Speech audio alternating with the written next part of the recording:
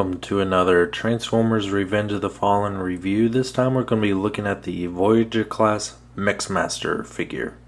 So here we have him in his truck mode. It is actually kind of small for a Voyager class. I was a little bit surprised. I mean, it is pretty long, but it's not very wide. The truck section itself is fairly small. It's only about the size of a deluxe figure. I think the only thing that really makes it stand out as being a Voyager class figure is the large cement drum here. Loud bird. It does have 6 wheels and they all roll really well, except for this one's not touching for whatever reason. It has a whole lot of detailing going on here, especially on the back here. It has a ladder here on the side.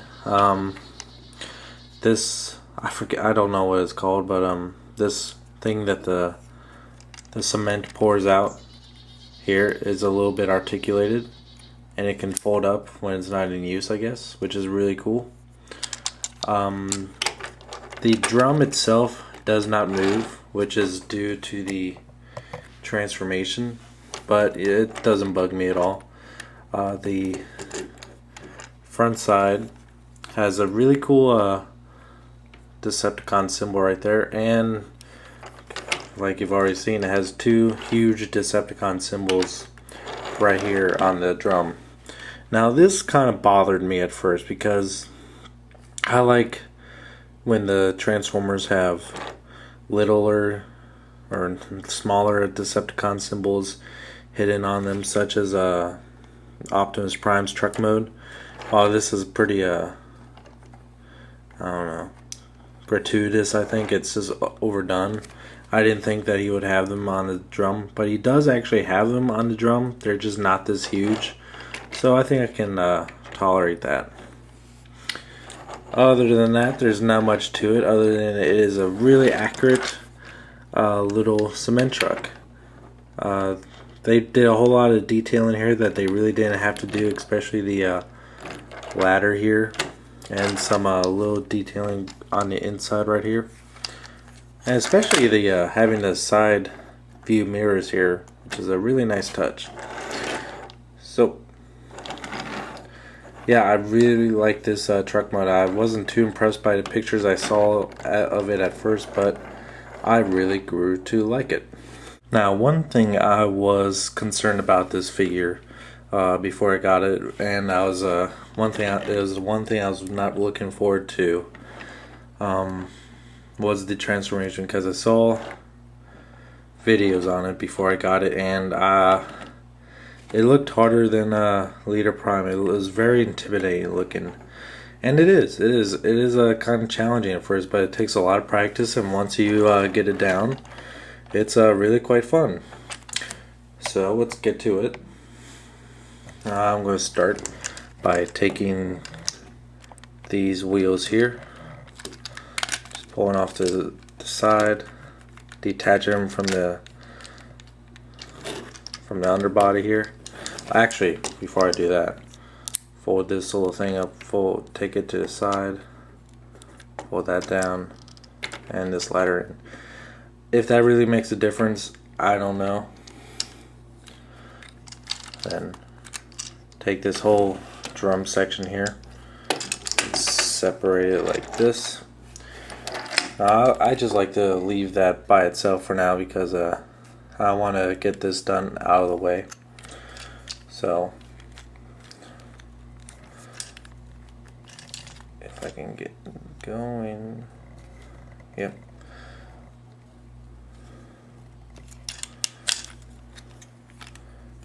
This one section won't, there we go.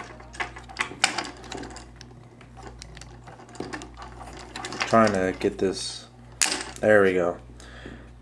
It almost didn't want to come off at first, but I want to take the whole outer shell here and just detach. You can kind of see the outline of the truck though, which is kind of neat.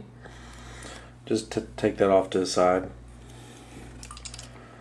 and take the rest of this and fold it down Go ahead and separate it. Get these down and out of the way. See, we have quite a bit of mess here already. Fold this whole section down. It'll snap in place, and that's where you can see the base of the front of the robot. Flip these sections around, and then fold so these tanks are facing upward and the smokestacks are just in the front of the robot, like this. Take the gun here, before I forget, flip this out of the way. Take the legs,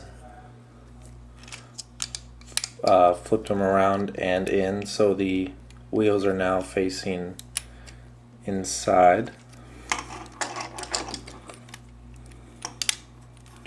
Okay. Take the hood of the cab here and fold them back and around, then fold down the feet, and then you pretty much got the main part of the torso done. What you're going to do this section is fold it 3 times, once here, once more, and third and final part here.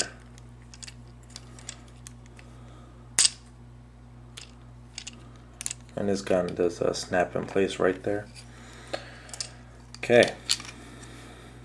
Fold this cap section around. Get the arms facing like this. Take that whole section like this and fold it out until you start to see kind of gorilla arms. This part's a little bit finicky. Get in this section, the back here,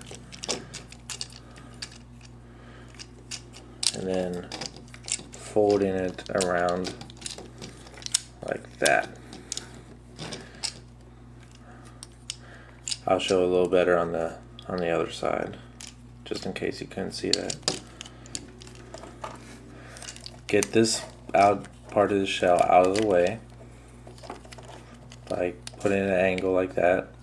Fold it back, rotate it around, then position it back in its place. Oh, there. Right there. Okay. Yeah, there's a ton of ball joints here. So, and they all like to snap off. And then take it. This, I'm not sure. This part right here also flips out. Although I'm not sure if it's actually. Oh, okay, yeah, it does. It does kind of barely tap into place back there. And there you have it. After a very interesting, potentially frustrating time, you have Mixmaster in robot mode, which is really satisfying after you get done, because he's just really cool looking, I think. He has a ton of articulation. He has, I didn't count, he has 1, 2, 3, 4, 5, 6 points of articulation in each arm, I think. So you can you can touch the back of his back, basically, with his fingertips. It's just amazing how much articulation this has. And even though it has a little bit of a backpack here, his feet are, especially these halves of these circles here, make it real stable. You can get him standing with no problem at all. And I really like the arms. They remind me of Bone Crusher from the first movie, which is one of my favorite Decepticons from the first movie. And he's just really cool to look at. You can get so many range of poses here. I'm not really going to attempt, because I usually don't know how to pose figures very well. I just have them kind of standing up. So you can, his arms go all the way around. Several points do they go 360 degrees. Legs are a little bit more standard, but his feet really allow for just about any pose you can think of. But the feet do not go swivel side to side. Now, he does have a third mode, which I'm not going to show. Why? Because it's a piece of crap. It's a jumbled mess, and it's not really cool looking at all. What I will show you, though, is just the back of the box. I know, go ahead, say it's all it is. It's really him laying down with his fingertips forward with his legs up in the air as cannon shooting. It doesn't hold well together at all. It's just annoying. You can pretty much get the same effect just by doing this. Basically, if you want, flip his legs up like that. That's basically what it is, which is pretty lame. There's some other stuff that you do around like that, but that's gist of it. Now, besides the kind of awkward transformation at first, pretty intimidating, there's not, maybe the ball joints, there's not one thing I really don't like about this figure.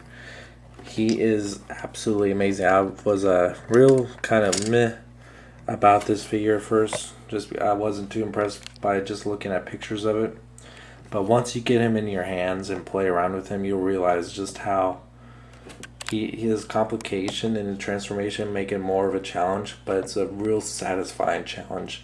Because once you get him in either truck or robo mode, you get just this real great sense of satisfaction. Focus there. See, his face is real detailed too. It almost looks like, in the mouth anyway, the first thing I thought of was tarantulas. Has kind of mandibles like a spider. But yes, so far this is my favorite Constructicon. Still waiting on long haul.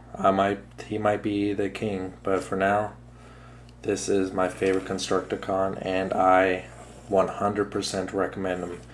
If you're going to get only one Constructicon that is available as of right now, I would say definitely get Mixmaster. He is absolutely amazing, and you will not regret him. 100% recommendation.